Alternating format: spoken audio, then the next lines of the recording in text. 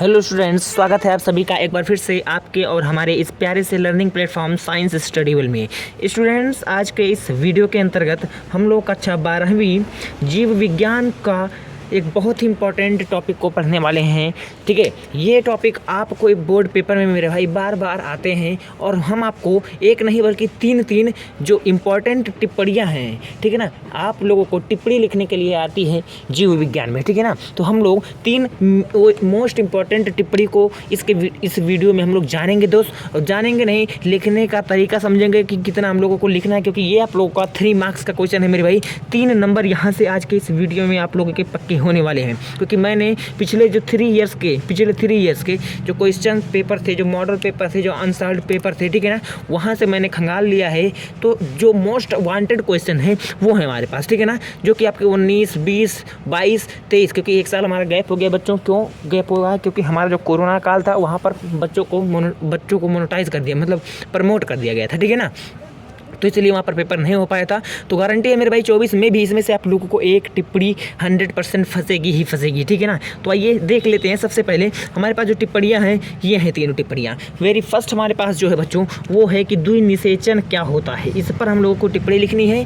Second है हमारे पास मनुष्य में लिंग निर्धारण पर टिप्पणी। और थर्ड हमारे पास है DNA फिंगर प्रिंटिंग पर टिप्पणी। पिछले वर्ष भी माय डियर यहाँ पे DNA फिंगर प्रिंटिंग आया था, ठीक है ना। तो बहुत इंपॉर्टेंट है, आज के इस वीडियो को पूरा देखना, एंड तक देखना मेरे भाई। अगर अच्छा लगेगा तो हमारे चैनल को सब्सक्राइब जरूर कर लेना, क्योंकि आप लोगों को हमारे चैनल पर डेली इसी तरीके से वीडियोस मिलती रहती हैं, ठीक है ना। आइए स्टार्ट करते हैं माय डियर। सबसे पहला हमारे पास आता है द्विनिषेचन, ठीक है ना। तो हम लोग समझेंगे कि द्विनिषेचन क्या होता है, इस पर हम लोगों को टिप्पणी लिखनी है, ठीक है ना। तो टिप्पणी का मतलब क्या होता है भाई, उसके बारे में आप लोगों को अच्छे से वहाँ पर एक्सप्लेन करना होता है, ठीक है ना। तो आइए द्विनिषेचन होता क्या है, सबसे पहले इसको हम लोग जान लेते हैं। तो द्विनिषेचन मतलब जैसे कि नाम ही पड़ा है, द्वि मतलब 2, निषेचन मतलब फर्टिलाइजेशन, सिंपल रिप्रोडक्शन जिसको हम लोग बोल सकते हैं, ठीक है ना। आइए यहाँ पर इतना आप लोगों को लिखना है, इसमें द्विनिषेचन में इतना आप लोगों को क्या लिखना है माय डियर, ध्यान से सुनिएगा मेरी बातों को। द्विनिषेचन का मतलब क्या है, जैसे मैंने बोला कि 2, निषेचन का मतलब निषेची, ठीक है ना। निषेचन का मतलब आगे की बातों को आगे ध्यान से देखना, पूरा वीडियो को ध्यान से देखना, अच्छे से सब कुछ समझ में आपको आ जाने वाला है कि कहाँ पर द्विनिषेचन होगा, ठीक है ना।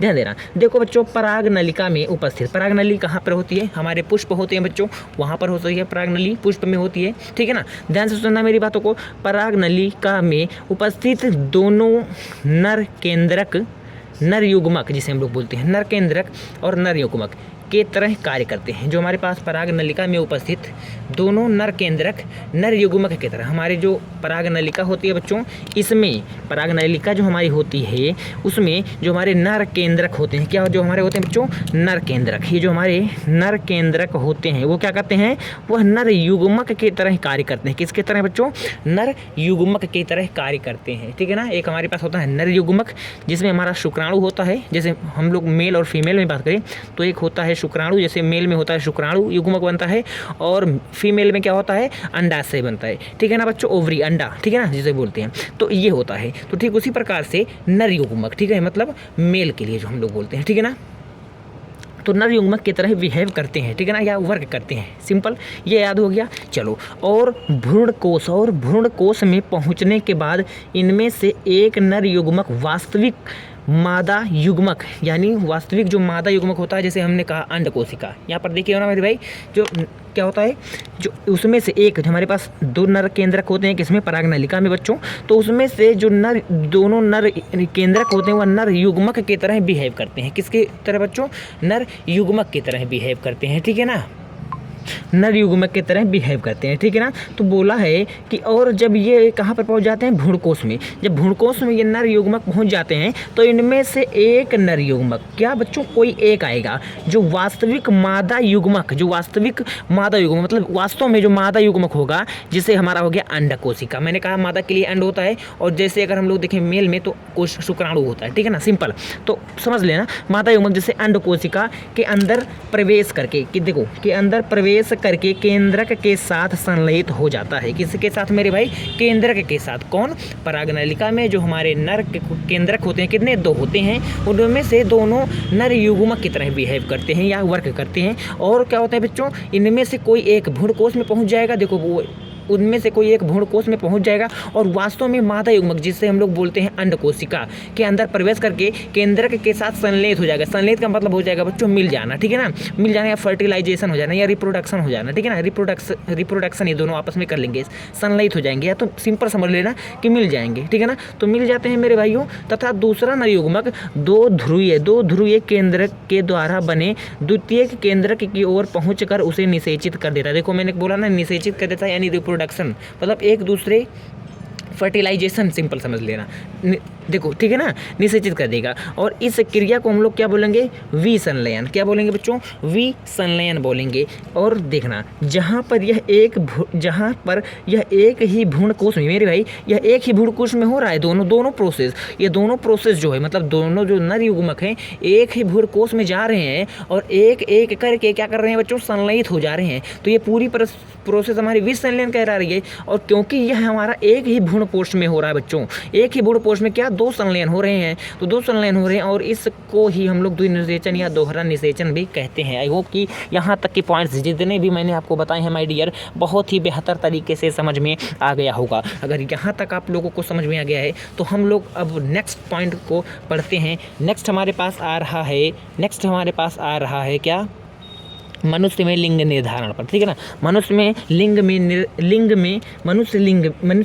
लिंग निर्धारण पर संक्षिप्त टिप्पणी माय डियर। तो इसमें हम लोग क्या लिखेंगे ताकि हम लोगों को एग्जाम में फुल मार्क्स दे। ध्यान से सुनना, मानव में देखो, मानव में प्रत्येक कोशिका में 23 जोड़ी गुणसूत्र पाए जाते हैं। आप लोगों को पता है कि जो हमारे ह्यूमन है उसमें चाहे मेल हो या फीमेल, उसमें हमारा क्या होता है बच्चों, 23 जोड़ी गुणसूत्र होते हैं, जिसमें से जो हमारे 22 जोड़ी गुणसूत्र होते हैं वो कायिक गुणसूत्र होते हैं। क्या होते हैं बच्चों, कायिक गुणसूत्र होते हैं। हम लोगों को क्या बोलना है, हम लोगों को लिखना किस पर टिप्पणी, मनुष्य में लिंग निर्धारण, ठीक है ना, जिसमें से जिनकी संख्या स्त्री व पुरुष में समान होती है। देखो मैंने आपको पहले ही बता दिया है कि जो हमारे 23 जोड़ी होती है क्या होती हैं, गुणसूत्र पाए जाते हैं, ठीक है ना। और 23 जोड़ी में से ये मेल में भी 23 होते हैं, फीमेल में भी 23 होते हैं, ठीक है ना। और बच्चों जिनमें 22 जोड़ी गुणसूत्र क्या होते हैं, जो कायिक गुणसूत्र होते हैं। और ये जो कायिक गुणसूत्र होता है ये भी मेल और फीमेल में इक्वल ही होते हैं, ठीक है ना। यहाँ तक चीज़ समझ आ गई। अब देखना आगे, जिनकी संख्या स्त्री व पुरुष में समान होती है, यहाँ पर आप लोगों को लिखा हुआ पूरा मिल गया है, ठीक है ना। अब आगे बात इंटरेस्टिंग है। जबकि एक जोड़ी गुणसूत्र XX तथा नर का XY होता है, इन्हीं गुणसूत्रों के द्वारा मानव में लिंग निर्धारण होता है, ठीक है मेरे भाई ध्यान से सुनना मेरी बातों को। मैंने यहाँ पर आप लोगों को क्या बताया है, कॉन्सेप्ट मैं आप लोगों को दे रहा हूँ मेरे भाई। हमारे पास जो हमारे मेल होते हैं या फीमेल, दोनों में, फीमेल में भी और मेल में भी, मतलब नर और मादा, ये हमारे पास हो गए मादा, ये हमारे पास हो गए नर, ठीक है ना।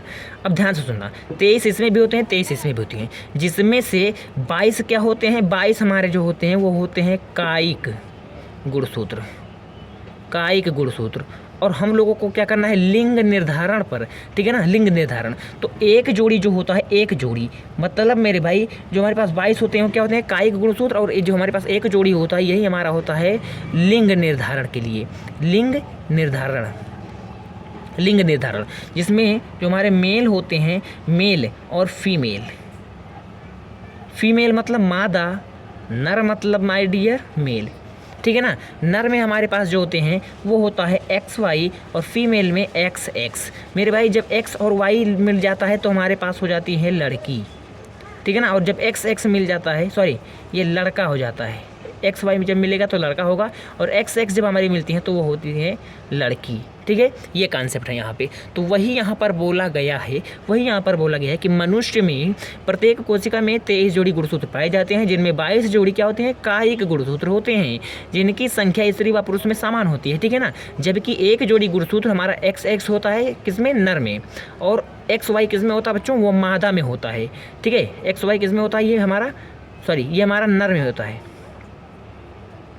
होता है, और ये हमारा मादा में होता है, ये मैंने यहाँ पर कन्फ्यूजन के लिए बता दिया है, यहाँ पर मैंने बिना कन्फ्यूजन के लिए बता दिया है, ठीक है। मेल में हमारा XY होता है, फीमेल में XX, ठीक है ना माय डियर। तो वही ये मादा में XX होता है और नर में XY होता है, ठीक है ना। तो ध्यान देना मेरी बातों को। जबकि एक गुणसूत्र हमारे होते हैं जो लिंग निर्धारण करते हैं। मनुष्य में जो हमारा मेल होता है उसमें XY होता है बच्चों, और मादा यानी फीमेल में XX गुणसूत्र होते हैं, ठीक है ना। तो यहाँ से ये सब चीज़ें समझ आ गई। अगर यहाँ से ये सब चीज़ें आप लोगों को समझ आ गई, ठीक है ना, तो अब हम लोग चलते हैं नेक्स्ट पॉइंट पढ़ते हैं DNA फिंगरप्रिंटिंग पर, ठीक है ना। DNA फिंगरप्रिंटिंग पर अगर हमारे पास टिप्पणी आ जाए, और आएगा मेरे भाई, एक ना एक यहाँ पर आने ही वाला है इसमें से, ठीक है ना। तो DNA पर तो क्या होगा, DNA फिंगरप्रिंटिंग क्या होती है, सबसे पहले ये समझना है। तो DNA फिंगरप्रिंटिंग एक प्रकार का तकनीक है मेरे भाई। क्या है, DNA फिंगरप्रिंटिंग एक ऐसी तकनीक है जिसकी सहायता से विभिन्न व्यक्तियों अथवा जीवधारियों के DNA में विभिन्नताओं को देखा जा सकता है। DNA फिंगरप्रिंटिंग की सहायता से क्या हम लोग कर सकते हैं, हम लोग जितने भी जीवधारी हैं, मतलब जिसमें जान है, उसकी DNA में विभिन्नता की, मतलब इनका DNA में क्या है, इनके DNA में क्या है, इनके DNA में क्या है, ठीक है ना। तो जो DNA फिंगरप्रिंटिंग का सिंपल सा मतलब है कि DNA की सहायता से हम लोग विभिन्न, मतलब जितने भी हमारे जीवधारी हैं, जितने भी हमारे लिविंग थिंग्स हैं, जीव जिसमें है, ठीक है ना, उनका DNA में हम लोग विभिन्नता को देख सकते हैं, चेक कर सकते हैं कि इसकी DNA में क्या है, इनके DNA में क्या है, विभिन्न है, ठीक है ना, विभिन्नता है। अब अगली बात हम लोग करते हैं, इस तकनीक को सर्वप्रथम अलेख, यहाँ पर अलेखे लिख दिया मेरे भाई, यहाँ पर अलेख रहेगा, ठीक है ना, यहाँ पर रहेगा अलेख जेफ्रे, अलेख इस तरीके से, अलेख जेफ्रे, ठीक है। अलेख जेफ्रे ने इंग्लैंड में विकसित किया था इस तकनीक को, सर्वप्रथम अलेख जेफ्रे ने। अगर यहाँ से आप लोगों को एक क्वेश्चन और यहाँ पे बन सकता है MCQ में कि DNA फिंगरप्रिंटिंग सर्वप्रथम किसने देखा, तो अलेख जेफ्रे, ठीक है ना। तो कहाँ पर देखा था, इंग्लैंड में देखा था। यहाँ तक पॉइंट्स आप लोगों को ध्यान रखना माय डियर, ठीक है ना।